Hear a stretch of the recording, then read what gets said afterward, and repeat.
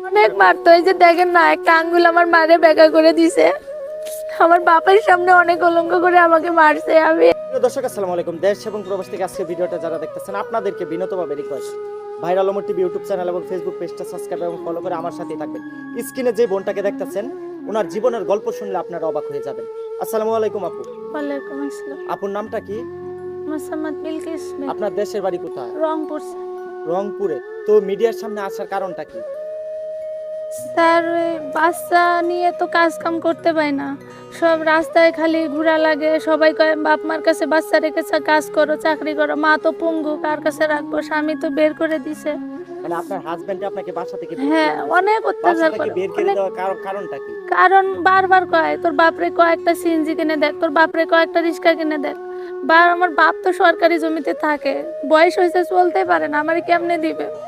এখন যৌতুক দিতে পারেন না বিদায় আপনার বাচ্চাকে আর আপনাকে বাসা থেকে বের করে দিয়েছে। হ্যাঁ, পরে অনেক বেশি ওর বাপ যতটা করে তার থেকে বেশি ওই ওর দাদা দাদি চাচারা কয়, ওই বউ নিয়ে তুই খাবি না, তুই ফকিন্নির বাড়িতে বিয়ে করছিস হ্যান ত্যান। এখন মানে আপনি যৌতুক দিতে পারেন না বিদায় আপনার হ্যাঁ, বাচ্চা এবং আপনাকে বাসা থেকে বের হ্যাঁ, করে দিয়েছে। আপনার শ্বশুর বাড়ি কোথায় ছিল? সাতক্ষীরা। সাতক্ষীরাতে। ওর সাথে কি রিলেশন করে বিয়ে হয়েছিল নাকি ফ্যামিলিগত? না, এমনি পছন্দ ছিল, কিন্তু ফ্যামিলি বিয়া দিছে, ফ্যামিলি বিয়া দিছে স্যার। কতদিনের সংসার জীবন ছিল? 4 বছর। 4 বছর। তো এই যে বাচ্চাটার খবর কখনো নেয় না আপনার না হাজবেন্ড? না না কখনো না আপনাকে ফোন না দেয় না? না।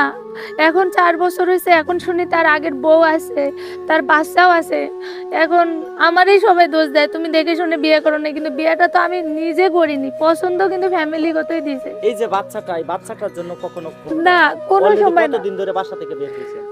3 মাস 19 দিন হবে আজকে। 3 মাস 19 দিন ধরে এই হ্যাঁ, রাস্তায় রাস্তায় ভিক্ষা করে হ্যাঁ, আপনার বাচ্চার এবং আপনার জীবিকা নির্বাহ করতেছে। হ্যাঁ, তো এমন। প্রিয় দর্শক, দেখেন কি আশ্চর্যজনক ঘটনা, এই দেশে কি হইতেছে।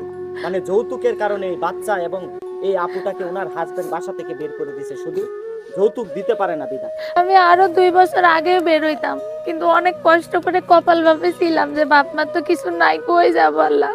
আচ্ছা, আপনার হাজবেন্ড কি আপনাকে মারধর করতো ও নাকি? অনেক মারতো, এই যে দেখেন না, একটা আঙ্গুল আমার মারে বেকা করে দিছে। আমার বাপের সামনে অনেক কলঙ্ক করে আমাকে মারছে। আমি এই যে খোদা আছে উপরে, আমি মিথ্যা কথা বলতেছিলাম। মানে যৌতুকের কারণে শুধু আপনার উপরে হ্যাঁ, নির্যাতন করতো? হ্যাঁ, সে কি নেশা টেশা করতো? হ্যাঁ, জুয়া খেলতো। এই বাচ্চাটা কি ওর বাবার জন্য কান্নাকাটি করে না? করে মাঝে মধ্যে ভাত খাওয়ালে কয় যে মসজিদের সামনে মা আমি আব্বুর রাতে ভাত খাবো, কিন্তু আমি কেমনে নিয়ে যাব? তার কাছে গেলেই তো অত্যাচার বাড়াবাড়ি। এখন আপনি আছেন কোথায় বর্তমানে? কাজীপাড়া। কাজীপাড়াতে। ওই বাচ্চাকে নিয়ে ভিক্ষা করেন? ভিক্ষা করি, হ্যাঁ, আজকে মসজিদে সকাল মসজিদে। থেকে এখন পর্যন্ত কত টাকা ইনকাম করছে? ভাই 1 টাকাও পাইনি, 1 টাকাও পাইনি। প্রতিদিন কত টাকা ইনকাম? শুক্রবারে একটু পাই 150 টাকা, আর এমনি দিনে পাই 50 টাকা, 30 টাকা, 40 টাকা। এই টাকা দিয়ে কি আপনার দুইজনের পেট চলে? হয় না ভাই, ওই যে বললাম না, রুম ভাড়া 2000 টাকা, কোন রকম টানে টুনে হয়, কিন্তু খাওয়াই আর দুয়ারে যাই, আর দুয়ারে যাই। সকালে খেলে দুপুরে নাই, দুপুরে খেলে রাতে নাই। আচ্ছা, ধরেন আজকের ভিডিওটা মাননীয় প্রধানমন্ত্রী দেখতেছে, তার উদ্দেশ্যে কি বলতে চান? সে যদি একটু দয়া করে তাহলে বাচ্চাটা নিয়ে একটু এক মুঠ ভাত করে খাইতে পারতাম। তো আপনার হাজবেন্ড কি কোনো ইনকাম করতো না? ও বাসা বাড়ি পাল্টায়, মাসে 10 দিন কাজ করে সারা মাসে বসে থাকে। ও এক কথাই কয় যে আমার কপাল খারাপ, আমি ফকিন্নির ঘরে বিয়ে করছি, তুই ভাগ, তুই আমাকে মুক্তি দে, তুই চলে যা। আপনার হাজবেন্ডের কোনো ছবি আছে যে ছবিটা কিনা ভিডিওতে আমরা আপলোড করতে পারবো? না, তো আপনি থানায় কোনো জিডি করেন নাই যে আপনার সাথে এত নির্যাতন এত জুলুম হয়েছে? যেটি করতে গেলাম ওই টাকা পয়সা চাই, কই গরিব মানুষ, বাদ দাও, আর বউ বাচ্চা আছে, আর এসব বাদ দাও, তুমি এখন কেমনে নিজের কর্ম করে নিজে খাও। কর্ম করতে গেলে তো বাচ্চা নিয়ে নেয় না।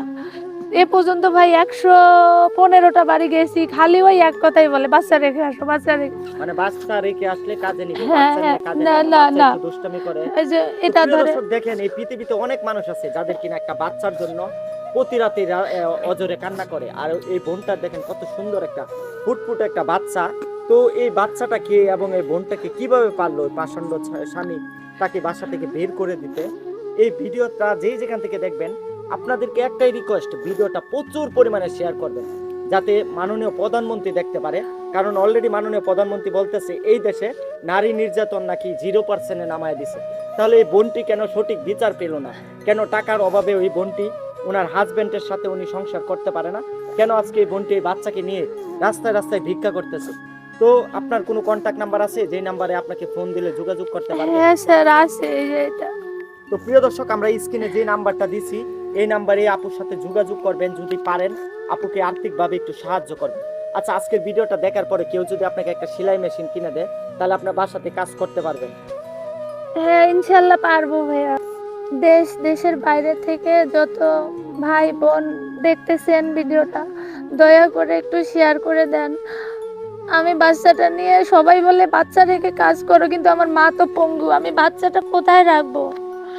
আর মানুষের দুয়ারে দুয়ারে ভিক্ষা করতেছি, অনেক মানুষ অনেক কথা কয়, জুয়ান মানুষ ভিক্ষা করো, শরম নাই লজ্জা নাই। এখন আমি যে একটা কর্ম করে খাবো, আমার তো একটু টাকা লাগবে।